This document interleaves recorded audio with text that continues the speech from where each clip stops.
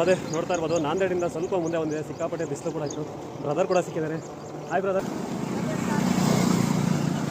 ಬಿಸಿಲು ಹಂಗೆ ಹೊಡಿತಾ ಇದೆ. ಈಗಿನ ಜಸ್ಟ್ ನೋಡ್ತಾ ಇರ್ಬೋದು, ಮಳೆ ಬಂದು ಬಿಟ್ಟೋ ಇದೆ. ಒಂದು ಸಮಸ್ಯೆ ಕೂಡ ಆಗಿದೆ ಇವತ್ತು. 20 ಕಿಲೋಮೀಟರ್ ಇದೆ. 5 ಕಿಲೋಮೀಟರ್ ಹಿಂದಗಡೆಗೆ ಒಂದು ಟೀ ಕೊಡ್ಬಿಟ್ಟು ಸ್ವಲ್ಪ ರೆಸ್ಟ್ ಮಾಡಿ ಹೋಗೋಣ ಅಂತ ಹೇಳ್ಬಿಟ್ಟು ಅಲ್ಲಿ ರೆಸ್ಟ್ ಮಾಡಿದೆ. ಬಟ್ ಬ್ಯಾಗ್ ಕೂಡ ಅಲ್ಲೇ ಮರ್ಕೊಂಡ್ಬಿಟ್ಟಿದ್ದೀನಿ.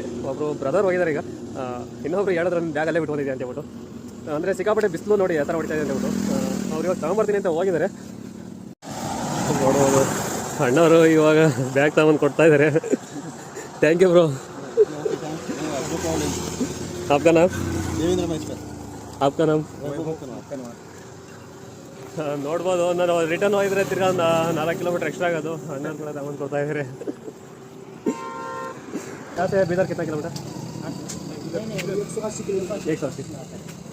ಇಲ್ಲಿಂದ ಒಂದು 150 ಕಿಲೋಮೀಟ್ರ್ ಬ್ಯಾಲೆನ್ಸ್ ಇದೆ. ಆದಷ್ಟು ಬೇಗ ಕರ್ನಾಟಕ ರೀಚ್ ಆಗ್ತಾ ಇದ್ದೀನಿ. ಬ್ರದರ್ ಕೂಡ ತುಂಬ ಸಪೋರ್ಟ್ ಮಾಡ್ತಾ ಇದ್ದಾರೆ. आपका बहुत धन्यवाद भाई. ಅಂದಾಗೆ ಮಹಾರಾಷ್ಟ್ರದಲ್ಲಿ ಬರ್ತಾ ಈ ಥರ ಅಣ್ಣಂದರು ಸಿಕ್ಬಿಟ್ಟು ನನಗೆ ಟೀ ಕಾಫಿ ಎಲ್ಲ ಕೊಡಿಸ್ತಾಯಿದ್ರು. ಏನಾದರೂ ತಿಂದ್ರಿ ಅನ್ನೋರು. ಇಲ್ಲ ಪರವಾಗಿಲ್ಲ, ನಾನು ಇಲ್ಲೇ ತಿನ್ಕೊಂಬಂದೆ ಅಂದರು. ಆದರೂ ಒಂದು ಸ್ವಲ್ಪ ಟೀನಾದರೂ ಕುಡ್ಕೊಂಡೋಗಿ ಏನಾರು ತುಂಬ ಸಪೋರ್ಟ್ ಮಾಡ್ತಾಯಿದ್ದಾರೆ. ಅಲ್ಲಿಂದ ಬಂದು ಇದೇ ದೇವಸ್ಥಾನದಲ್ಲಿ ನಾನು ಇವತ್ತು ಉಳ್ಕೊಂಡಿರೋದು. ಮಹಾದೇವನ ಒಂದು ಟೆಂಪಲು. ಇಲ್ಲಿ ಯಾರೂ ಇಲ್ಲ ಗುರು, ಪ್ರಶಾಂತವಾಗಿದೆ. ಒಂಟಿ ದೇವಸ್ಥಾನ. ಇವತ್ತು ನಾನು ಮತ್ತು ಶಿವಪ್ಪ ಇಬ್ಬರೇ ಇಲ್ಲಿ. ಇದು ಈ ದಿನದ ಒಂದು ದಿನಚರಿ. ಮಹಾದೇವ್